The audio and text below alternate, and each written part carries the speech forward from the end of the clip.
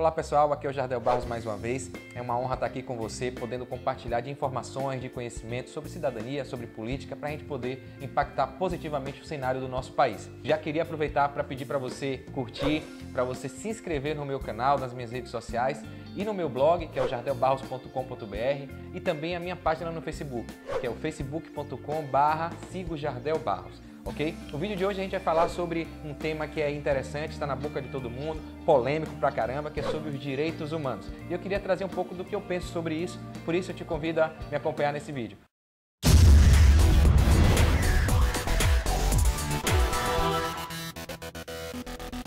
É impressionante como a sociedade brasileira, ao invés de evoluir ao longo dos anos, tem regredido no seu aspecto ético, moral, cognitivo e cultural, principalmente no tocante aos valores, princípios e raciocínio lógico para solucionar os dilemas da inter-relação humana. Ao longo da história, ao invés de se buscar simplificar para solucionar os problemas, pequenos grupos se organizaram para polemizar e relativizar tudo. Eu até fiz um vídeo também falando sobre a geração de minorias. Aproveita, eu vou deixar o link por aqui na descrição desse vídeo e vale a pena você conferir. Essa geração de minorias, esse grupo de pequenas pessoas ali organizadas em prol de uma agenda política e ideológica, acabaram por sepultar a verdadeira premissa dos direitos humanos, trazendo a complexidade sem fim à mente das pessoas. Eu escolhi pegar o mesmo teórico, Michel Foucault, que é um autor do livro Vigiar e Punir, que os defensores da esquerda adoram citar para defender os direitos humanos dos criminosos e que acabam confundindo o real conceito do que significa defender os direitos humanos. Apesar de saber que ele possui seus próprios conceitos e que ele não é melhor do que ninguém para ter suas próprias convicções tidas como corretas e absolutas, essa decisão é justamente para mostrar que a interpretação dos fatos narrados pelo escritor podem ser tranquilamente distorcidos para defender interesses levianos e escusos. Foucault deixa muito claro o conceito sobre a genealogia do poder de punir. Ele evidencia que o significado do poder de punir alguém por uma determinada conduta considerada ilegal, imoral, criminosa, acabou mudando ao longo da história. Ele resiste que a sociedade era educada com uma educação punitiva através dos suplícios e das punições públicas. Isso mantinha a disciplina, a lei e a ordem. O poder do soberano era reforçado sempre que as punições eram feitas. Afinal, quem estava assistindo acabava ciente de que se cometesse aquela mesma bobagem, a bobagem que aquele criminoso cometeu ali, receberia a mesma pena, a mesma punição. A verdade sempre foi pautada como uma prova irrefutável e maior para servir de parâmetro para as punições. Entretanto, por alguns motivos, todos esses valores e princípios começaram a ser jogados por terra. Um dos princípios que tem sido jogado por terra nessa geração contemporânea é sobre a teoria da relatividade, né? Essa teoria começou a implantar na cabeça do povo de que não existe uma verdade absoluta. Imagine. Agora pense comigo. Se não existe uma verdade absoluta, como muita gente acredita, talvez até mesmo você, raciocine logicamente. Se não existe uma verdade absoluta, não existe erro. Ou seja, tudo pode ser verdade. Se não existe erro, como é que pode haver uma punição? Se não existe erro, ninguém pode errar. Se não errar, para que eu vou punir? Se todo mundo tem a sua verdade. Então perceba que ao longo do tempo, essa teoria da relatividade começou a trazer uma complexidade no sentido dos direitos humanos e da educação. Uma mudança maquiavélica começou a ser implementada na nossa história e na nossa cultura. Exatamente no final do século XVII e início do século XVIII, alguns reformadores começaram a questionar as punições, levando as técnicas de suplício utilizadas à decadência. Muitas críticas começaram a surgir, passando a surgir também penas mais leves. Muita gente interpreta que foi o lado humanitário de enxergar os direitos humanos do outro que culminou nessa transformação histórica em trocar a punição de suplícios, né, pela prisão, pela vigilância constante e reguladora do criminoso. Só que está mais do que óbvio que o motivo foi outro bem diferente. O próprio Foucault explica que esse interesse veio por parte da burguesia. Para esse grupo que estava em ascensão e que visualizava um aumento na produção, com consequente necessidade de aumento da população, não era interessante manter os suplícios, né? Matar, deixar incapaz as pessoas, pois os mesmos acabavam sendo uma barreira para o crescimento que pretendiam ter e pelo fato de que, mesmo com o suplício, os prejuízos causados pelos crimes patrimoniais, que eram o que aconteceu muito naquela época, continuavam permanecendo. Ele afirma também que a ideia de mudar a lógica da punição para um sistema de prisão foi muito mais política e econômica do que humanitária. Ele deixa evidente também nos escritos que a prisão não era uma punição para o criminoso, como muita gente pensa, mas sim um meio de proteger a sociedade de novas ações desse criminoso. Outra coisa também, como a gente já citou aqui sobre a questão política e econômica, a pessoa presa, ao invés de ser morta ou de ser incapacitada através dos suplícios, né, a burguesia não iria perder a força de trabalho desse criminoso para contribuir no desenvolvimento local. O bandido, ao invés de receber a punição, passou a ser preso e vigiado, recebendo em alguns casos penas leves e de trabalho. Ao longo dos anos, essa atitude incentivou o aumento da criminalidade. A impunidade começou a ser retratada nos diversos casos de prisão recorrente, trazendo improdutividade, recorrência dos crimes patrimoniais e aumento da pobreza.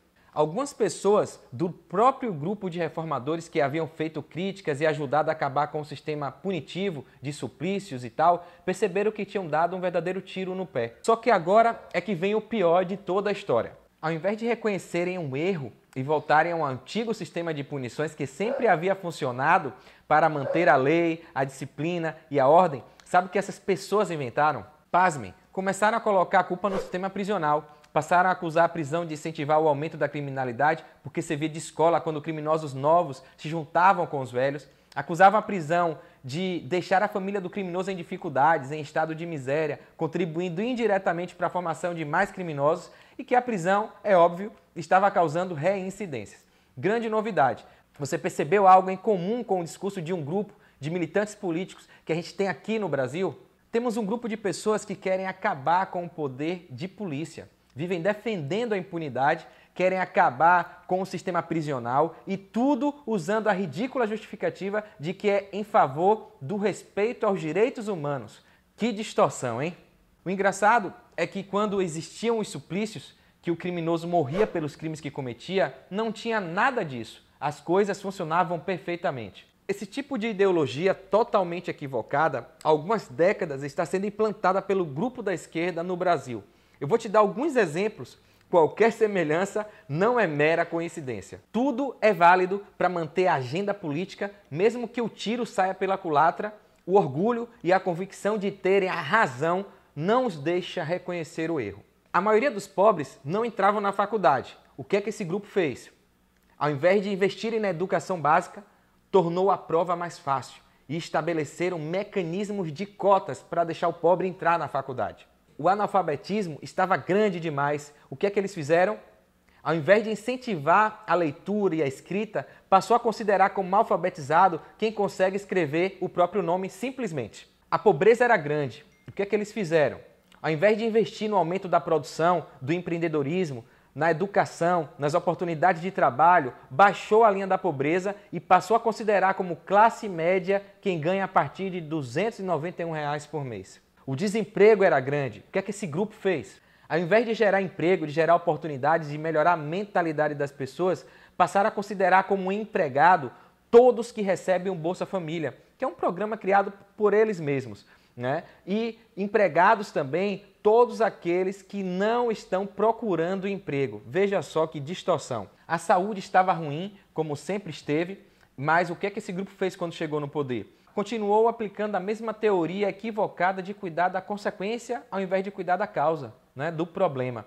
Importou um monte de profissionais de Cuba, tá, tentando facilitar o acesso, inclusive com a prova que criaram aí, o Revalida. O salário dos trabalhadores estava baixo. O que é que eles fizeram? Ao invés de diminuir os impostos para os empresários poderem pagar mais ao funcionário e melhor, diminuir a burocracia, eles aumentaram os impostos e acabou fechando centenas de milhares de oportunidades de trabalho nas empresas ao redor do Brasil, aumentando o desemprego com taxas nunca antes vistas na sociedade. O que é que a gente aprende com tudo isso? Desde que o ser humano existe, a educação esteve baseada em valores e princípios cristãos. Com a resistência e a negação de muitas pessoas ao cristianismo, muitos passaram a repudiar qualquer ensinamento vindo dessa origem.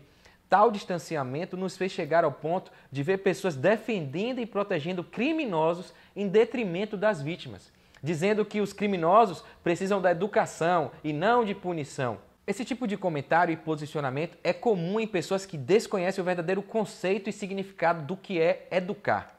Na visão hebraica, não existe educação sem disciplina.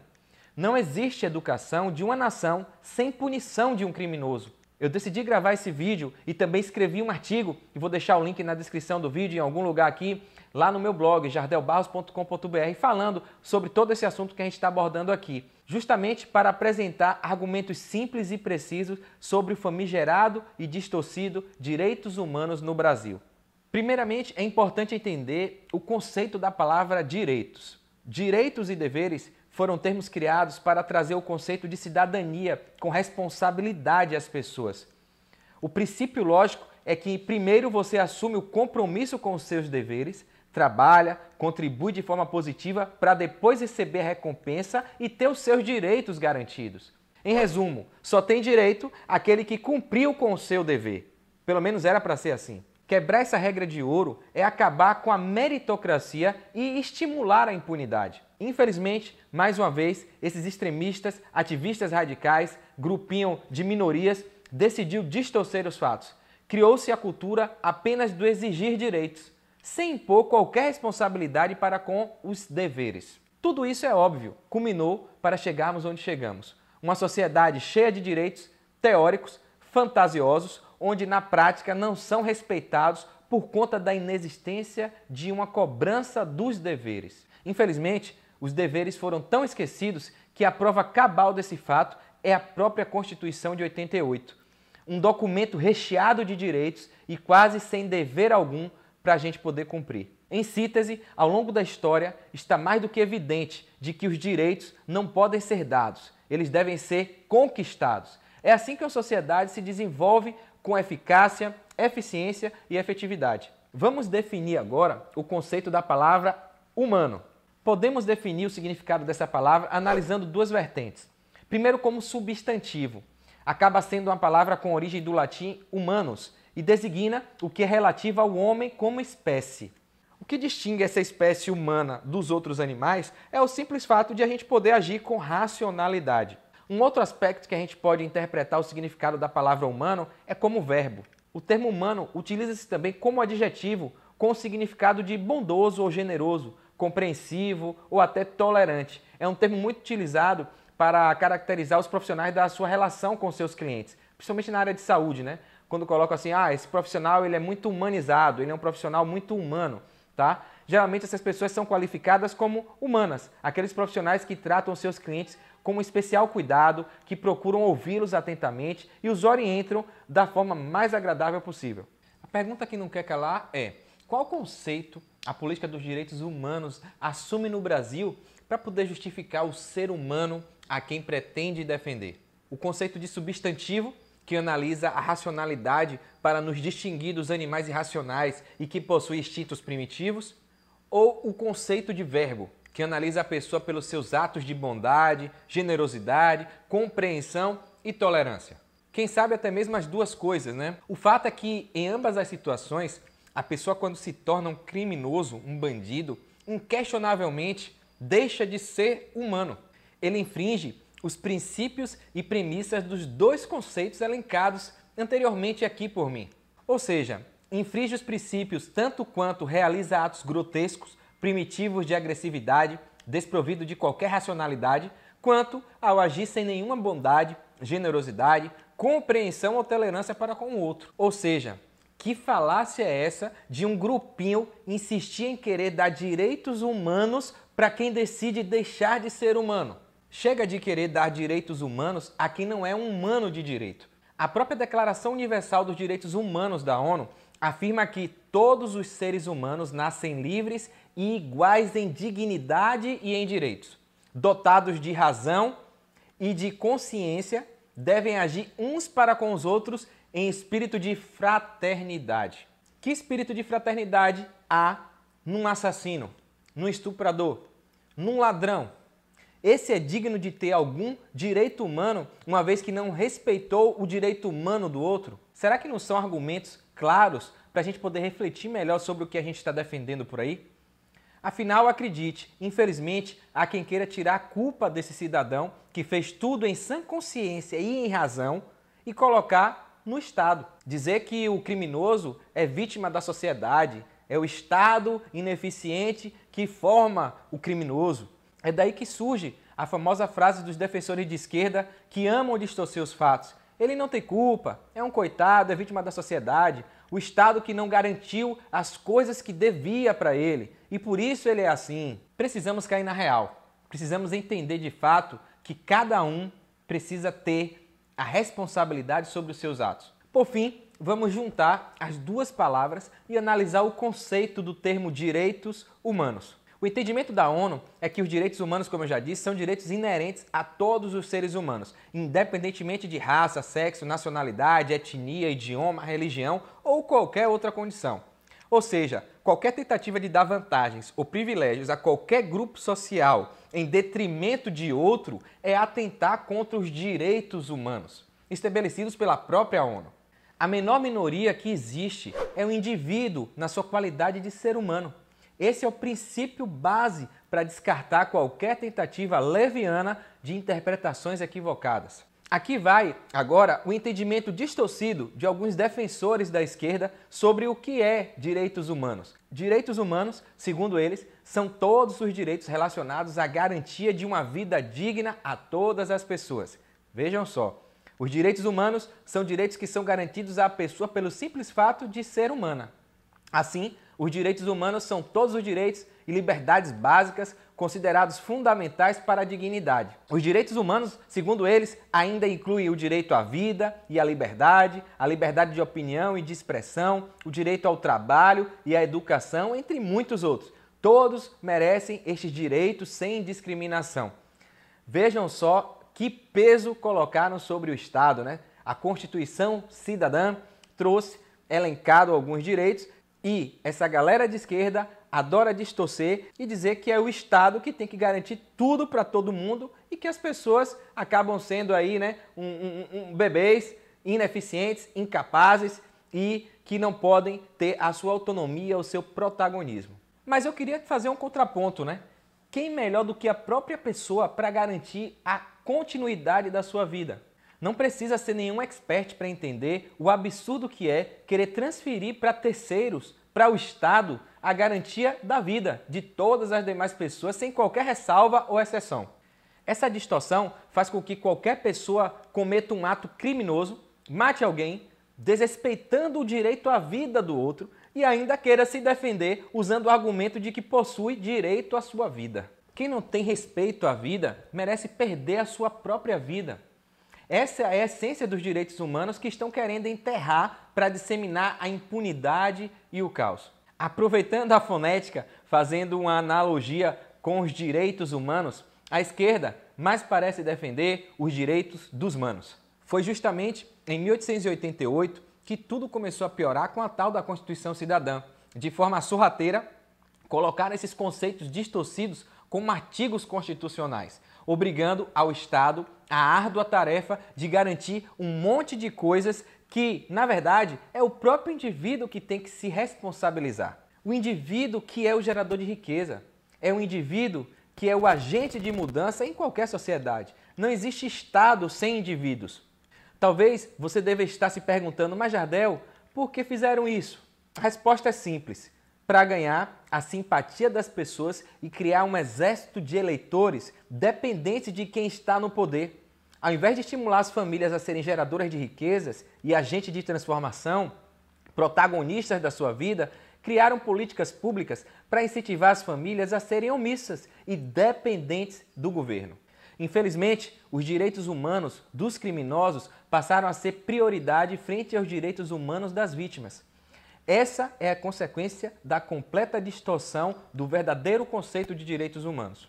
Segundo a Wikipédia, a ideia de direitos humanos tem origem no conceito filosófico de direitos naturais que seriam atribuídos por Deus. Como vimos, a humanidade infelizmente não está muito preocupada em acreditar em Deus ou na Bíblia e por isso, infelizmente, caminham sem rumo por um abismo em diversas áreas, criando conceitos conforme as suas próprias conveniências. Infelizmente, muitos preferem ter fé num teórico qualquer do que em Deus.